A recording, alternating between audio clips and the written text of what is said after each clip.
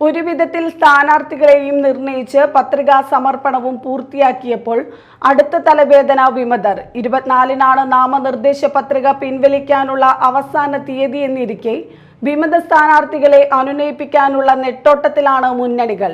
അതിനിടെ സൂക്ഷ്മ പരിശോധനാ ദിനത്തിലും പാർട്ടികൾ തമ്മിൽ ആരോപണ പ്രത്യാരോപണങ്ങൾ തുടരുന്നു.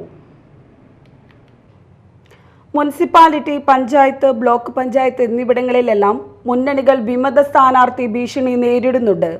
നേരത്തെ പല തദ്ദേശ സ്ഥാപനങ്ങളിലും വിമത സ്ഥാനാർത്ഥികളുടെ ബലത്തിൽ ഭരണം നഷ്ടപ്പെട്ടതുൾപ്പെടെയുള്ള കൈപ്പേറിയ അനുഭവമുണ്ടെന്നിരിക്കെ പരമാവധി ആളുകളെയും അനുനയിപ്പിച്ച് കൂടെ നിർത്താനുള്ള ശ്രമത്തിലാണ് വിവിധ രാഷ്ട്രീയ പാർട്ടികൾ.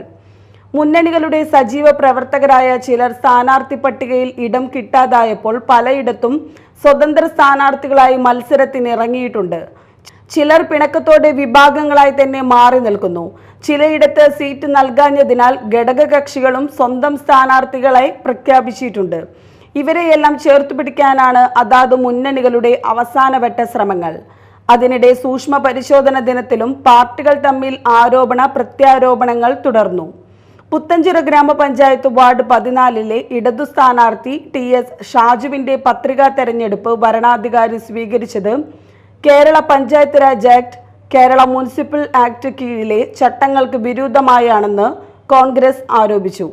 സർക്കാർ കരാർ പ്രവൃത്തികൾ ചെയ്യുന്ന ആളെ സ്ഥാനാർത്ഥിയാക്കുക വഴി CPM-ഉം പത്രിക സ്വീകരിക്കുക വഴി ഉദ്യോഗസ്ഥരും തെരഞ്ഞെടുപ്പ് ചട്ടങ്ങൾ ലംഘിച്ചതായി 1-ാം വാർഡ് അംഗം advocate VS Arunraj, Kodungallur block Congress vice പ്രസിഡന്റുമാരായ TS ഷാജി, ആന്റണി പയ്യപ്പിള്ളി എന്നിവർ ആരോപിച്ചു.